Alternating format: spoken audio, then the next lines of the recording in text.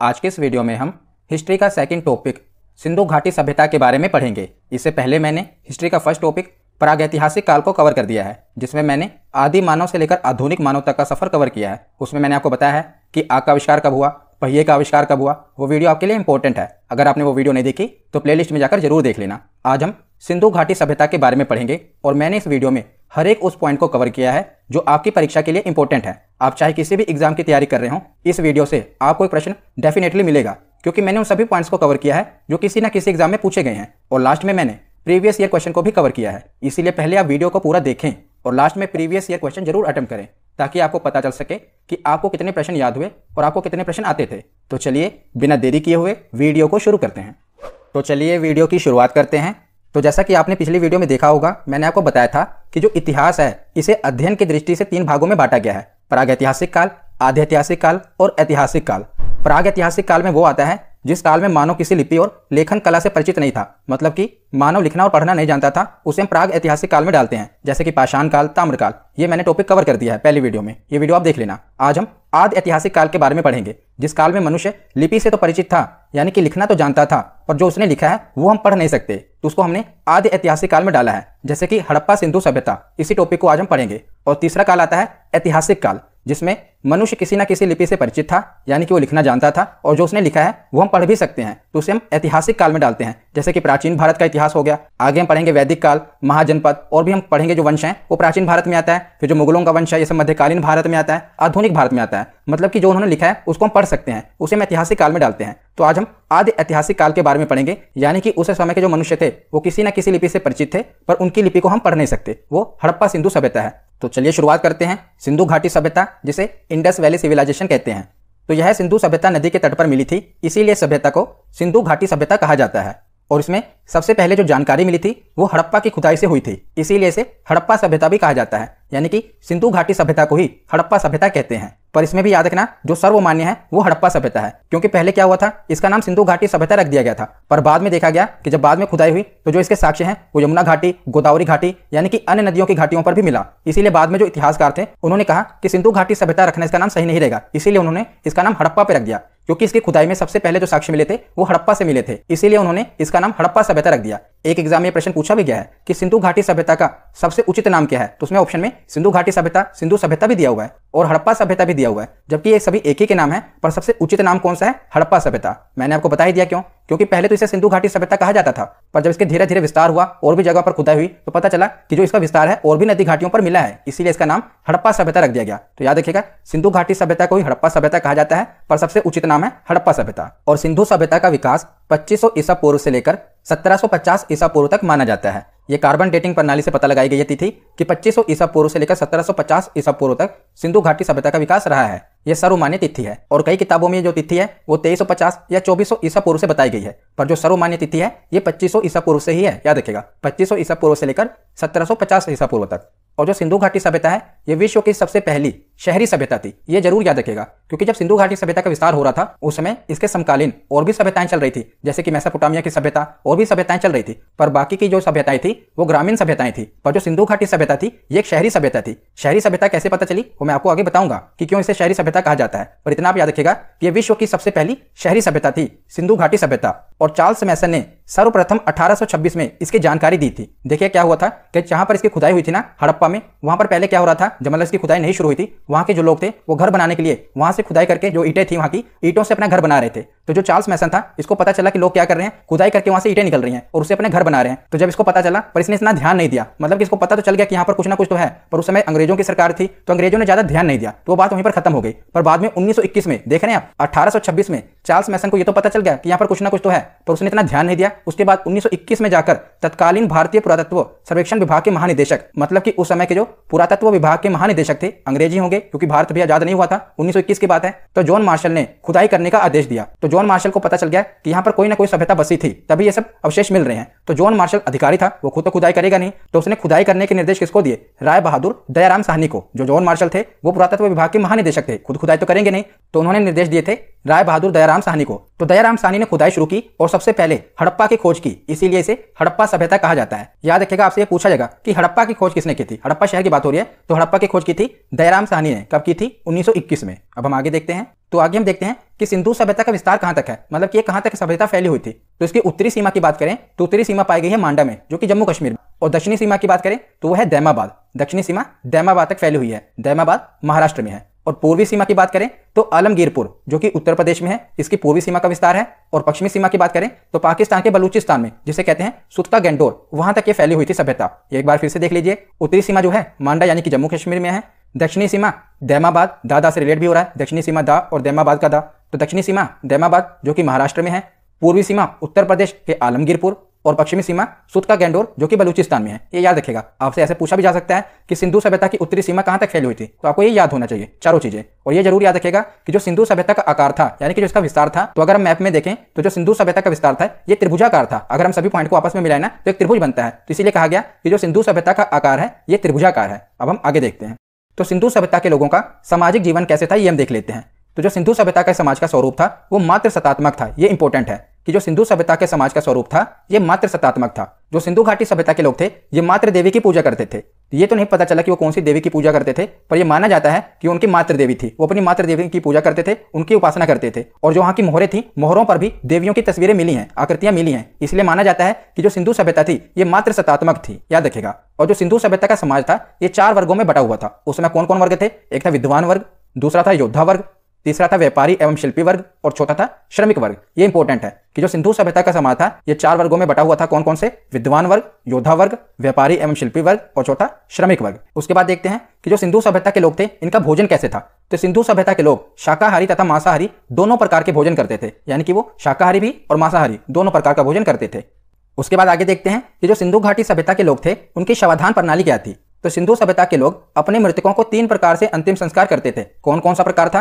पहला प्रकार था पूर्ण शवाधान, जिसमें वो क्या करते थे? मृतकों को कब्र में दफनाने की परंपरा थी, जिसे कहा जाता था पूर्ण शवाधान। दूसरा था आंशिक शवाधान। तो आंशिक शवाधान में मृतक के शरीर को जंगल में रख दिया जाता था और जब पशु पक्षी उसके मांस को खा लेते थे तो उसके बाद जो उसकी बाकी की हड्डियां बचती थी उसे दफना दिया जाता था। इसको कहा जाता था आंशिक शवाधान। और तीसरा था दाह संस्कार, जिसमें मृतक को जलाने की परंपरा थी। तो ये कुछ इंपॉर्टेंट फैक्ट है जो मैंने अलग अलग किताबों से उठाए हैं। तो याद रखेगा, जिनकी शवाधान प्रणाली थी ये 3 प्रकार की थी, पूर्ण शवाधान, आंशिक शवाधान और दाह संस्कार। तो आगे हम देखते हैं। तो जो सिंधु घाटी सभ्यता थी उसे हम शहरी सभ्यता कहते हैं ना, तो उसका हम नगर नियोजन देख लेते हैं कि क्यों उसे शहरी सभ्यता कहा जाता है। तो सिंधु सभ्यता के नगर विश्व के प्राचीनतम सुनियोजित नगर हैं। और हड़प्पा और मोहनजोदड़ो में जो मकान बने थे उनका निर्माण पक्की ईंटों से किया गया था। ये जरूर याद रखेगा कि पक्की ईंटों का इस्तेमाल किया गया था। और सिंधु सभ्यता के जो मकान थे उनके जो दरवाजे होते थे वो मुख्य सड़कों पर ना खुलकर पीछे की ओर गलियों में खुलते थे। ये भी इंपॉर्टेंट है कि जो सिंधु सभ्यता के जो मकान जितने भी बने हुए थे ना, उनके जितने भी दरवाजे थे वो बाहर की ओर सड़क पे नहीं खुलते थे, बल्कि पीछे की ओर गलियों की ओर खुलते थे। और सिंधु सभ्यता में जो सर्वाधिक चौड़ी सड़क मिली है वो मोहनजोदड़ो में मिली है। तो कितनी इसकी चौड़ाई है? तो लगभग 10 मीटर इसकी चौड़ाई है। ये सड़क कहां पर मिली है? मोहनजोदड़ो में मिली है और इसकी चौड़ाई 10 मीटर है। ये याद रखेगा। और सामान्यतः जो मकान बने होते थे सिंधु सभ्यता के, उसमें 4 और 5 कमरे बनाए जाते थे। मकान में आंगन, रसोई घर, स्नानागार, कुएं तथा बड़े घरों में शौचालय भी बनाए जाते थे। इसीलिए इसे शहरी सभ्यता कहा जाता है। देखिए किस प्रकार से सुनियोजित तरीके से ये अपने नगर को बसाते थे। और जो सिंधु घाटी सभ्यता के नगर थे यहाँ पर जो नालियां भी मिलती थी वो ढकी हुई नालियां थी, इसीलिए इसे शहरी सभ्यता कहा गया। क्योंकि आप देख ही रहे हैं कि पक्की ईंटों का इस्तेमाल किया गया है और जो दरवाजे भी थे वो सड़कों की ओर नहीं खुल रहे, गलियों की ओर खुल रहे हैं। चौड़ी सड़कें होती थी, 4-5 कमरे के मकान बनाए जाते थे, उसमें रसोई घर भी है, कुआं भी है, शौचालय भी है, स्नानागार भी है, ढकी हुई नालियां हैं, इसीलिए इसे शहरी सभ्यता कहा जा रहा है। याद रखिएगा। उसके बाद देखते हैं सिंधु सभ्यता के प्रमुख स्थल। यहां से बहुत से प्रश्न बने हैं, इसीलिए ध्यान से सुनिएगा। तो सबसे पहले देखते हैं हड़प्पा।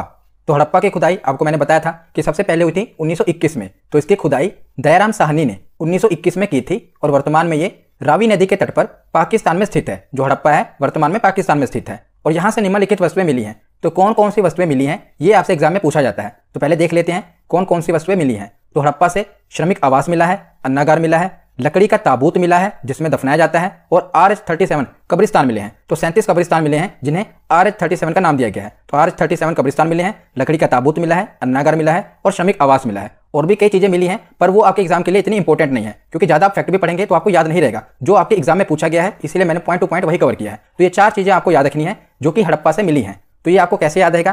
तो आप इसे एक स्टोरी से बनाकर याद कर सकते हैं। तो आपको पता है कि मजदूर की सारी जिंदगी कमाने खाने में निकल जाती है और बाद में बेचारा वो खत्म हो जाता है, कमाते खाते ही बाद में खत्म हो जाता है। तो ये आपको याद रखने का एक तरीका मैं बता रहा हूँ। तो देखिए क्या क्या मिला है। श्रमिक आवास मिला है, मजदूर है तो वो खाएगा। अन्नागार मिला है जहां वो अपना अन्न रखेगा। लकड़ी का ताबूत मिला है, मैंने आपको बताया ना कि मजदूर की सारी जिंदगी कमाने खाने में निकल जाती है और अंत में वो खत्म हो जाता है। तो लकड़ी का ताबूत मिला है उसको दफनाने के लिए, और R37 कब्रिस्तान मिला है जहां पर उसे दफनाया जाएगा। तो क्या क्या मिला हड़प्पा से? श्रमिक आवास मिला है, अन्नागार मिला है, लकड़ी का ताबूत मिला है और R37 कब्रिस्तान मिला है। जो ये कब्रिस्तान है R37, ये भी NTPC के एग्जाम में भी पूछा गया था, इसीलिए मैंने इसे भी कवर किया है। तो ये 4 चीजों को आप याद रखिएगा, ये हड़प्पा से मिली हैं।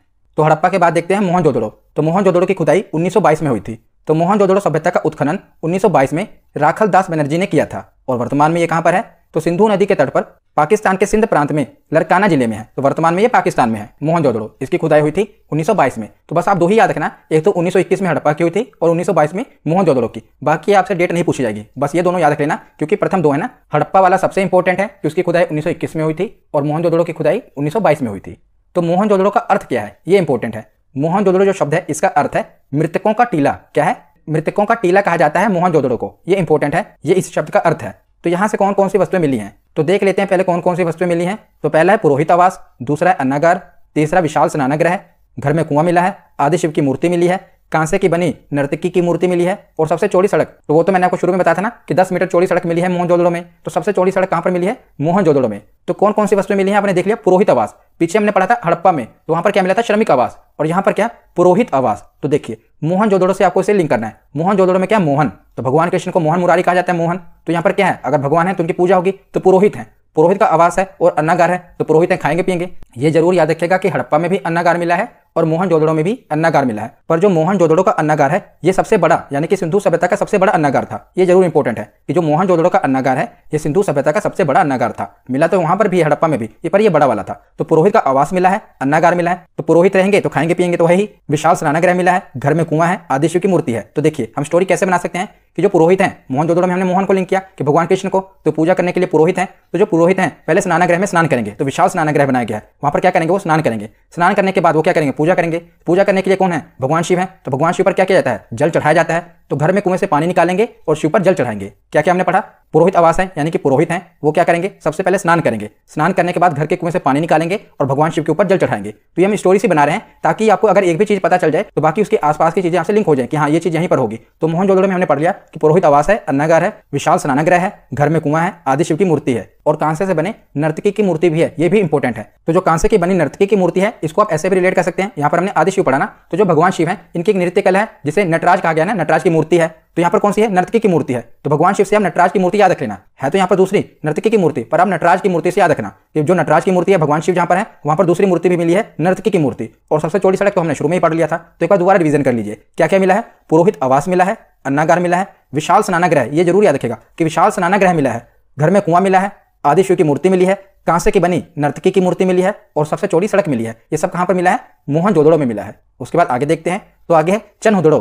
तो चनहुदड़ो कहां पर है? तो इसकी खुदाई पहले किसने की थी? गोपाल मजूमदार ने की थी और वर्तमान में ये भी सिंधु नदी के तट पर पाकिस्तान में ही स्थित है चनहुदड़ो। ये एकमात्र ऐसा शहर है जो दुर्ग रहित है और ये औद्योगिक शहर है। तो ये दुर्ग रहित का मतलब क्या है? तो ये जान लीजिए सिंधु घाटी सभ्यता में जितने भी शहर मिले ना, तो उन शहरों में जो भी मकान बने होते थे ना, जो भी बस्तियां बनी होती थी, उसके बाद में एक बाउंड्री बनी होती थी ताकि बाहर से आक्रमण ना हो सके, इसलिए एक बाउंड्री बनी होती थी और उसी के अंदर बस्तियां बसी हुई थी। पर जो चनहुदड़ो था ये दुर्ग रहित था, मतलब कि यहाँ पर कोई भी बाउंड्री नहीं थी। ये दुर्ग रहित था क्योंकि एक औद्योगिक शहर था, यहाँ पर कोई भी बाउंड्री नहीं थी। ये जरूर याद रखिएगा।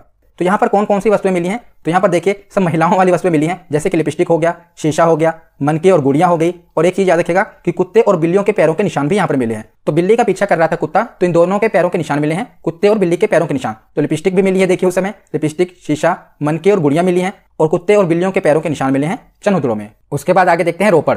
तो इसकी खुदाई यज्ञदत्त शर्मा ने की थी और ये वर्तमान में पंजाब में सतलुज नदी के किनारे पर स्थित है, यानी कि भारत में ही है, पंजाब में यज्ञदत्त शर्मा ने इसकी खुदाई की थी। तो यहाँ से क्या मिला है? मानव के साथ कुत्ते को दफनाए जाने का प्रमाण मिला है। और प्रागैतिहासिक काल में भी मैंने आपको बताया था कि नवपाषाण काल में ऐसे ही शव मिला था बुर्जों में, वहां पर भी क्या मिला था कि मानव के साथ कुत्ते को दफनाया गया था। अगर आपने पिछली वीडियो देखी होगी तो आपको पता होगा। वैसे ही प्रमाण मिले हैं रोपड़ में, यहाँ पर भी मानव के साथ कुत्ते को दफनाए जाने के प्रमाण मिले हैं। तो जो कुत्ता होता है वो वफादार होता है, देखिए उसने कितनी वफादारी की, अंतिम समय में भी उसको अपने मालिक के साथ ही दफनाया गया है। तो ये देख करके तो कोई भी रो पड़े, क्योंकि उसकी वफादारी को देखकर तो कोई भी रो पड़े कि अंतिम समय समय में भी कि जो कुत्ता है उसको उसके मालिक के साथ दफनाया गया है, ये देख के कोई भी रो पड़ सकता है, इसीलिए रोपड़ में ये मिला है। तो ये आप लिंक कर सकते हैं, ये देख कर कोई भी रो पड़े, ऐसी चीजें देख के कोई भी भावुक हो जाए, रो पड़े, तो ये कहां पर मिला है? रोपड़ में मिला है। यहाँ पर मानव के साथ कुत्ते को दफनाए जाने का प्रमाण मिला है, इससे आप रिलेट कर सकते हैं। ठीक है, तो क्या क्या हमने पढ़ा कि रोपड़ की जो खुदाई हुई थी यज्ञदत्त शर्मा ने की थी और यहाँ पर मानव के साथ कुत्ते को दफनाए जाने के प्रमाण मिले हैं। उसके बाद देखते हैं कालीबंगा। तो कालीबंगा का अर्थ क्या होता है? काली मिट्टी की चूड़ी, इसका अर्थ होता है कालीबंगा का। तो इसकी खुदाई बीके थापड़ तथा बीबी लाल ने की थी और वर्तमान में ये राजस्थान में घग्गर नदी के किनारे स्थित है कालीबंगा। और यहाँ पर कौन कौन सी वस्तुएं मिली हैं? तो यहाँ पर हल से जुते हुए खेत के निशान मिले हैं, अलंकृत ईंटें मिली हैं, हवन कुंड मिला है और चूड़ी मिली है। तो चूड़ी तो मिलेगी ही, क्योंकि कालीबंगा नाम से क्लियर है कि काली मिट्टी की चूड़ी। तो क्या क्या चीजें मिली हैं? हल से जुते हुए खेत के निशान, ये इंपॉर्टेंट है कि हल से जुते हुए खेत के निशान मिले हैं, अलंकृत ईंट मिली है, हवन कुंड मिले हैं और चूड़ी। ये चार चीजें आपको कालीबंगा से याद रखनी है। उसके बाद देखते हैं धोलावीरा। तो धोलावीरा की खुदाई रविंद्र सिंह बिष्ट ने की थी। तो धोलावीरा वर्तमान में गुजरात में है और यहाँ पर कौन कौन सी वस्तुएं मिली हैं? तो एक ही चीज आपको याद रखनी है, स्टेडियम। ये देख लीजिए, स्टेडियम मिला था उस जमाने में। धोलावीरा में क्या मिला था? स्टेडियम। उसके बाद देखते हैं सुरकोटदा।